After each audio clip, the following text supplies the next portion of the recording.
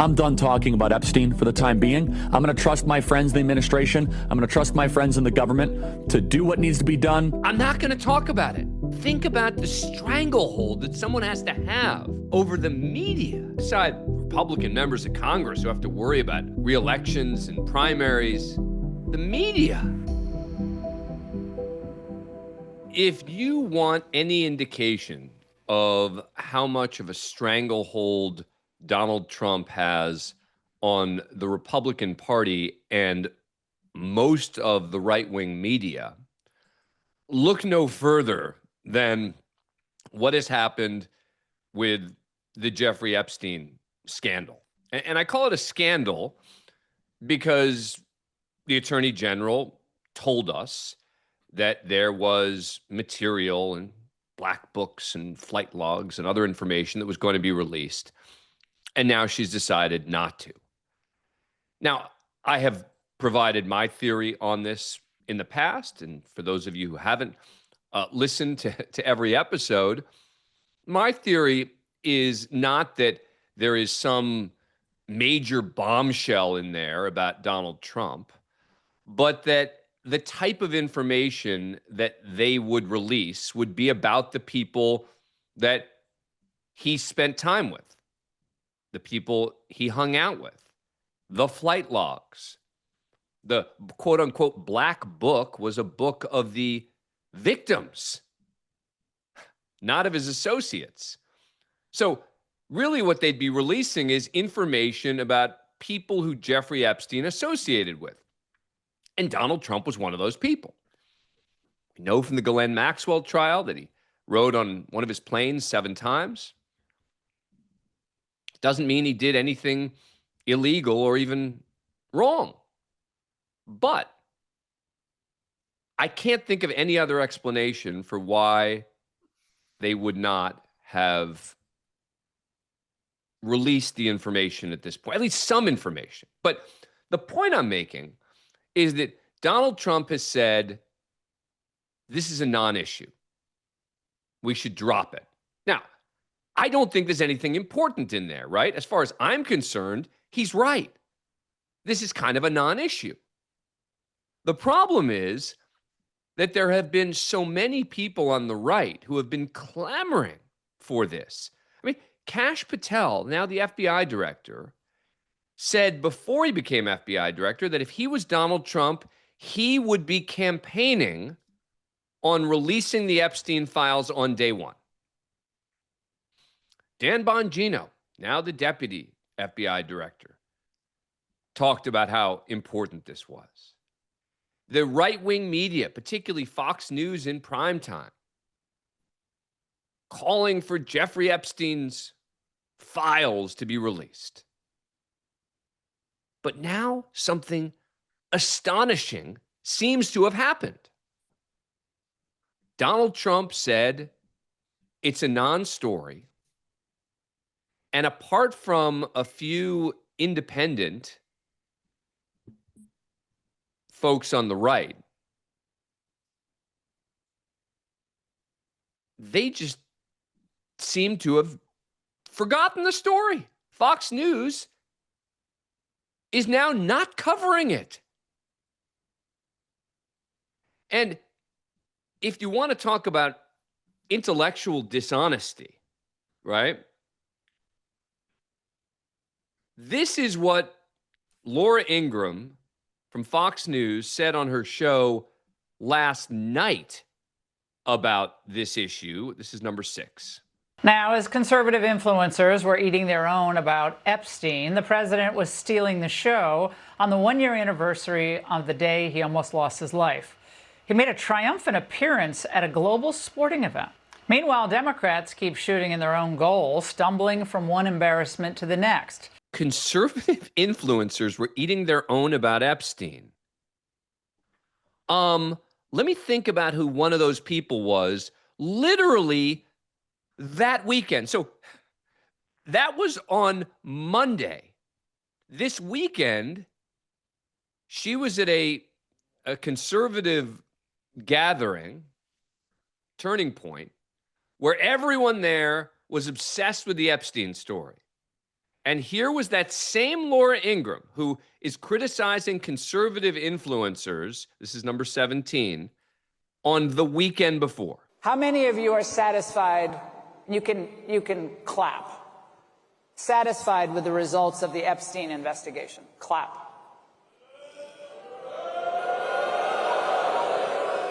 Okay, I told you to clap. You guys aren't listening. I'm not going to grade you on a curve. So I was going to get to that. How many of you are not satisfied with the results of the investigation?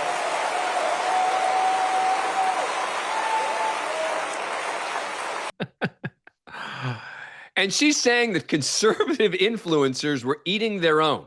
I mean, Charlie Kirk, who was the Turning Point USA founder, right? So it's sort of his conference. He's been one of the big voices calling for the Epstein files to be released.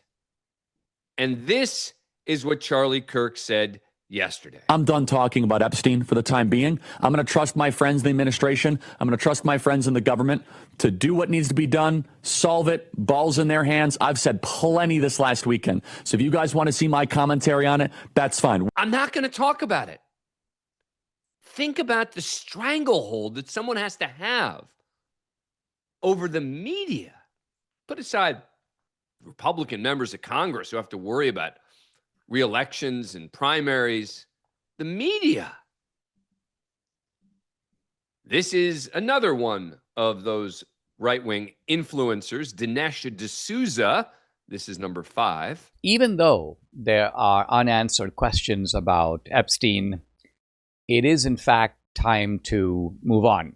Part of being on a political team is maintaining a certain amount of maturity, recognizing you can't win them all, recognizing there are some things that are important to you that are less important to the guy that you've put in charge, who is trying to focus on things right in front of him. And so having a sense of perspective, having a sense of balance, having a sense of maturity. These guys are too much. Having a sense of maturity. Dinesh D'Souza, who has peddled all sorts of conspiracy theories, had to retract something he said in one of his movies, is talking about maturity. They are so afraid of the wrath. Now, one of the people who's not afraid, and you really do have to go to the fringe right to find them, it seems to me, and this is something I'm going to talk to Aidan McLaughlin about in a moment, as to who the folks are. I mean, Tucker Carlson is still calling it out. Candace Owens is another, what I would characterize as fringe right character, who is saying she is not giving it up. And I may end this somewhere in the middle because this is a long piece of sound, but let's play some of number 8. It seems like you think your base is stupid. That's how I feel. I feel like Trump thinks his base is stupid, or again, because I don't think he's pressing send on these messages, the people around him certainly think that Trump is stupid. And that shouldn't surprise you, given the fact that all of these people were never Trump. They were never Trump. Trump is surrounded by people who hate him and have infiltrated his base. And they think, as they thought that Trump was too stupid to be president, that his base is too stupid to see through the lies that they are telling right now. And so what are they going to do? What is the last thing they're going to do now with the Epstein stuff while we're still reacting to it? Oh, Operation Just Give Them More War. Yeah, war as a distraction. Never mind. We can't talk about Epstein because, guys, guess what? Look at this headline. Trump announces an aggressive, or Trump is to announce an aggressive Ukraine weapons plan. Yeah, he already indicated that in that same press conference, that there's just going to be more weapons sent to Ukraine. They're going to attack Russia. We're just going to have a world war and another reset, I guess. So you guys just stop talking about Jeffrey Epstein. And I am telling you that I will be the very last person that will stop talking about Jeffrey Epstein. I will do his entire genealogy backwards and forwards, including everybody around him, hit their genealogy before we let go of this. Because when it comes to children, I'm telling you guys, the left and the right, we have definitely got to come together on this and not let it go. The fact that I'm turning to Candace Owens for intellectual consistency and honesty tells you how perverse this is.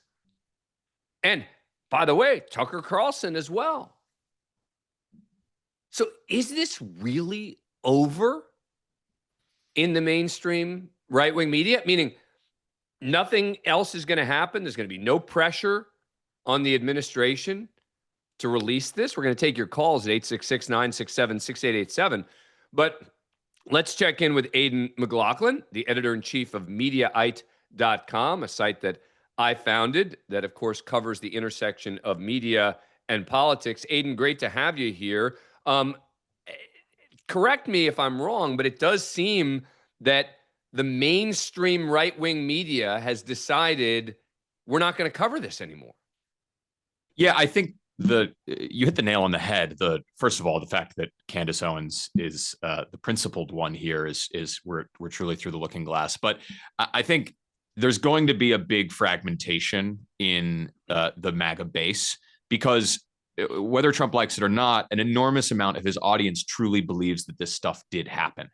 And it's going to be very hard. I think there are some voices, Charlie Kirk, for example, that are going to be able to move on from this. Certainly Dinesh D'Souza are going to be able to move on from this, and their audiences will forgive them for not talking about this anymore. But there's a huge cohort, I'd say probably the majority of the real MAGA movement, that believes that there was an enormous amount of child abuse carried out by very powerful, rich people, and they're not going to accept this being pushed under the rug. Beyond Jeffrey Epstein. Far beyond Jeffrey Epstein, right? Because we know Jeffrey Epstein, obviously, what the charges against him were. That their theory that that he was covering up for a bunch of other people is what the MAGA base believes, that there's this satanic pedophile cabal that runs the world. And that is been seeded in the minds of some of Trump's supporters, a specific subset of Trump's supporters, but really his base for years. And so, let me just say first that I was surprised by the extent to which the diehard supporters of Trump turned on him, or at least challenged him over this. But then you have to remember how this is a monster of his own creation, right? And it's a very potent one. Trump and his supporters, his media supporters, spent years using the Epstein story to weave conspiracy theories and to attack their opponents. And now the dog has caught the car. Trump is in office. His DOJ and FBI are run by people that are fully doing what he wants. And there's nothing they can do now because there's nothing to release. And I think it's particularly acute because they have primed their audiences to disbelieve authorities and to assume that every attempt to tamp down a conspiracy theory is actually further evidence of one. So when Trump turns around and says there's nothing to see here, I think it's hard for his supporters to look at that and not see a cover-up. And that's why I think you're going to see a fracture in the base between the media supporters that are dutifully accepting Trump's explanation here and the ones who can't possibly do that. And there's going to be a big realignment in the audiences between those two. But I mean, to some degree, there is no explanation, right? Right. I mean, Pam Bondi said she had on her desk all this stuff that they're now saying doesn't exist, right? Yeah, and also I do think that Trump badly mismanaged this as well. If you, I'm sure you recall the press conference that he had with Pam Bondi when she was asked about this, and he said, pardon me for interrupting you, but why are we still talking about Epstein? Yeah, and it was, to me, it was fairly shocking because it was one of the most serious misreads of his base that I've ever seen him do. He usually has a pretty good barometer of what the base wants and what animates them. Epstein is a huge issue for the base. I mean, that has been an issue for years. And for him to not realize that this was going to be a serious issue for them and that trying to sweep it on the rug wouldn't work, I think that's why throughout the weekend he was working the phones. And we know from reporting that he called up Charlie Kirk and a couple of other influencers and asked them basically to stop talking about this. And they dutifully obliged. But yes, I think the distinction is between what they see as being in these files, and that was the mistake that the Trump administration made, that Pam Bondi made from the first in the first part when she was claiming that she had the Epstein files on her desk, and actually called it the client list, which she didn't. She had what I presume you would know better than I do. She had the case files on her desk, right? And now they can't release those. So yeah, I mean, it's the whole thing was bungled from the start, and I think they only have themselves to blame. But you mentioned that the media folks, I mean, Charlie Kirk and others, have dutifully obliged. I mean, Trump was literally on the phone with these folks saying, please stop covering the story.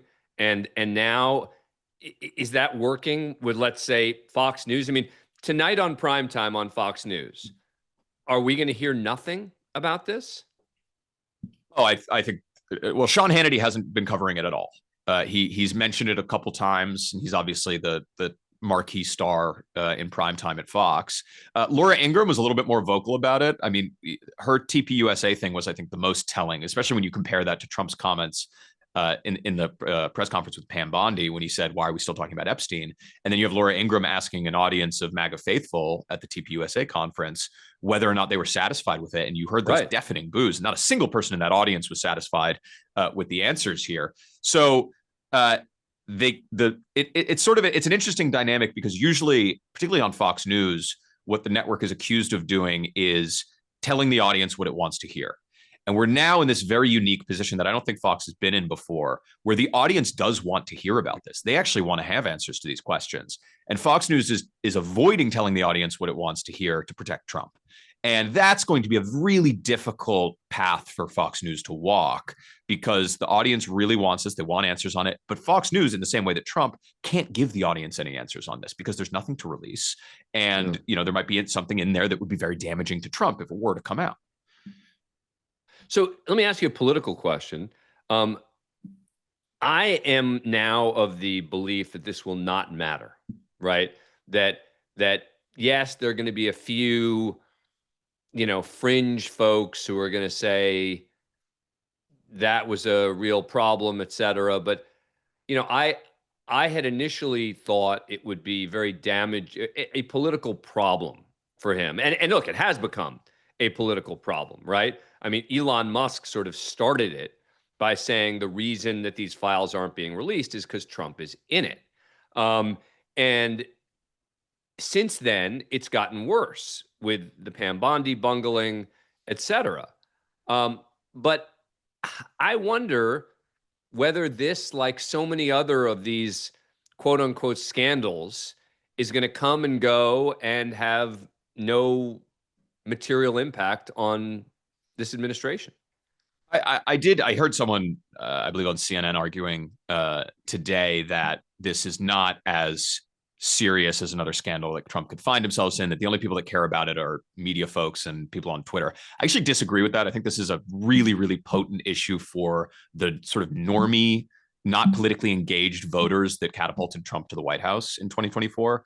If you look at the constellation of new media stars that helped Trump get elected, Joe Rogan, Sean Ryan, all of these figures that are politically adjacent and that have these huge audiences and that will often support Democrats or Republicans.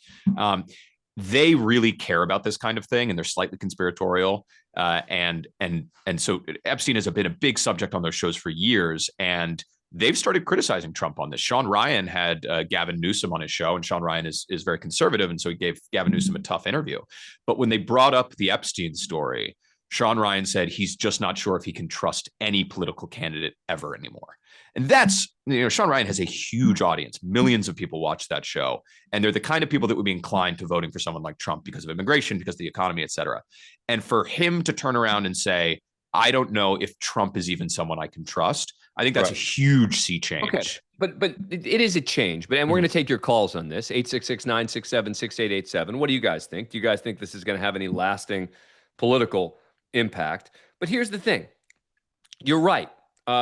Some of these folks are criticizing Trump in a way they haven't in the past. But it seems to me that there are almost no folks, maybe with Tucker Carlson is the exception, who might say, I'm not going to vote for Trump now. Because, for Tucker, it's Ukraine, it's Israel, it's Epstein. It's a lot of things that he cares about. This administration is sort of going against him on. But on the whole, does he really lose support? I mean, I understand he's going to get criticized in a way he hasn't, but does he actually lose support? These people actually not show up, let's say, in a midterm or an election, despite Donald Trump asking them to. Well, so I think the thing to remember about we're in Trump's second term. He's effectively a lame duck president for the next 3 years, and he can't be impeached. We know that. He can't be convicted of any crimes. We also know that. And so what we're looking at, impeached. He could be impeached if the Congress in 26 becomes Democratic, and right. And the Senate. Yeah. Yeah. Well, getting convicted. You said impeached. Right. Yeah. I mean, there are very few political consequences for Trump at this point. Right. It's really, we're just looking at the midterms. And I do think that if the MAGA base becomes convinced, and I think this is the most serious cracks I've ever seen I mean, this really strikes to the heart of the MAGA base here. This is a conspiracy theory that they've cared about for a very long time. If they become convinced that Trump has anything to do with a cover-up of the pedophile cabal that they believed exists for years, and now the fact that Trump is calling up media figures and silencing them, basically, I mean, you couldn't write a more apt story for a conspiracy theory. Right. But in any case, if that happens, I do think that enthusiasm and turnout in the midterm elections could be damaged, and that you could see Democrats. I don't think it's going to do anything for Democratic enthusiasm. That's already going to be sky high, and they don't need a reason. And this is certainly not the reason why a Democrat would vote against Trump, or at least show up to the polls to vote against Trump. But I do think that you will see at least a dampened enthusiasm for Trump going into a midterm if this is still a story by then. But will it still be a story by then? Not if Charlie Kirk wins out. And I think that's when we get back to the sort of fracture in the MAGA base between this. If Candace Owens see their audiences boom because they're the only ones talking about this, then that could be a serious problem for Trump. If people drift back more towards Fox News, more towards Charlie Kirk, Dinesh D'Souza, the people that are really keen on moving on from this and focusing not on criticism of Trump,